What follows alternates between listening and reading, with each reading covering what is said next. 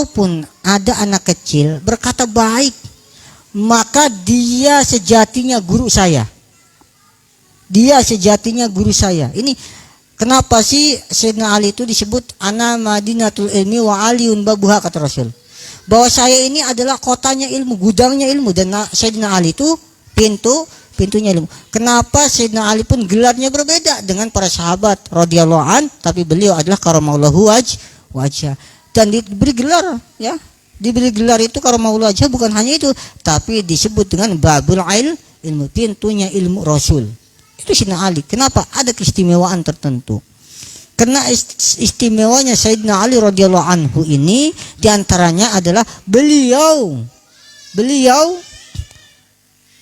dari mulai lahir sampai tua, maaf, tidak pernah melihat kelaminnya. Beliau menahan matanya untuk tidak melihat kemaluan sendiri, apalagi kemaluan orang lain, kelamin orang lain. Sangat konsistennya, sehingga diberilah karamallahu wajah, dimuliakan wajahnya. Itu Sayyidina Ali. Kemudian beliau keduanya paling ta'zim dengan Rasul, sehingga mengaplikasikan ketakzimannya dengan Rasul, walaupun sahabat benar-benar menjadikan Rasul itu adalah guru sejati beliau. Sehingga ketika kita membaca tentang adabul murid wasyekh, adabnya guru dengan murid, adabnya murid dengan guru, itu banyak tertuang daripada kalimat-kalimat yang dilontarkan oleh Sayyidina Ali radhiyallahu anhu karamallahu wajah. Contoh dalam satu kalimatnya, ya, ada yang mengatakan wa yajibu ayuhda li ta'dimil muallim bi ta'limi harfin wahidin alfudir hamin, kata Sayyidina Ali. Kalau saja ada orang mengajari satu huruf saja, itu kalau kita bayar imbalannya 1000 dirham. Itu dirham emas zaman itu. Kalau kita kalkulasi mungkin satu huruf itu sekarang sekitar harga 10 juta. Bagaimana dengan guru kita yang mengajarkan Bismillahirrahmanirrahim, Al-Fatihah, Al-Baqarah sampai hatam Quran? Ya, kebayar tidak? Mungkin tidak terbayar. Ini kadang-kadang Masya Allah, ya, guru-guru TPQ yang kasihan ini kan, Ustadz Hilwan, ya. Ngajar sampai tahatam Iqra 6, bayar 20.000, nunggaknya 10 tahun. Ya, luar biasa.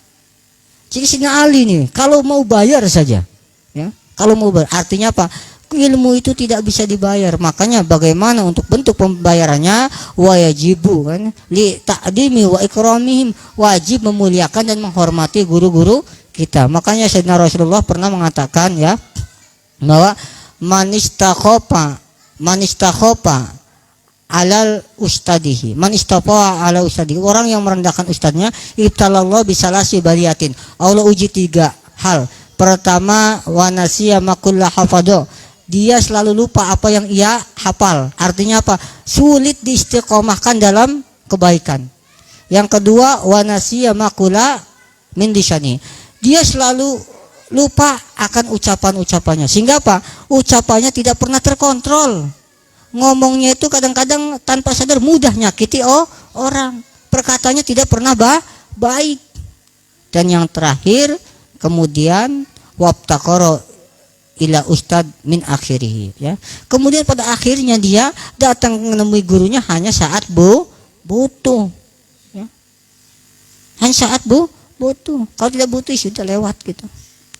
Ini 3 hal ujian yang Allah berikan. Ini pendapat Syekh Anawi Al-Bantani. Makanya ketika berbicara Sayyidina Ali luar biasa, ya.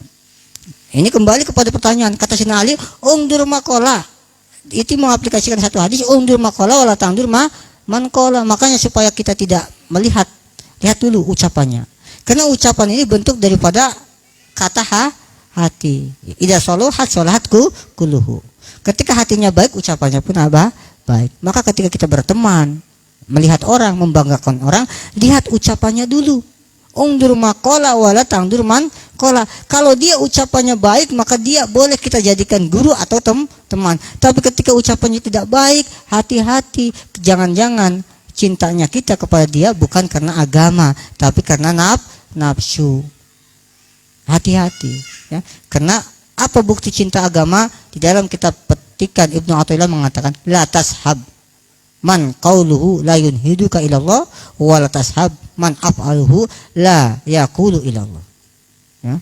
Jangan kita mencintai orang, ya, membanggakan orang yang ucapannya tidak membuat kita termotivasi untuk ibadah, dan jangan membanggakan orang, mencintai orang yang perbuatannya tidak membuat kita tertarik untuk beribadah, tidak ada semangat untuk ibadah, gitu. Lihat ini, kalau sudah wah, sudahlah cukup sekedar cinta. Wah, kalau itu ulama, cukup sekedar cinta ulama, karena cinta ulama adalah bagian daripada ibadah. Tapi tidak cinta itu apakah harus mengikuti? Belum tentu.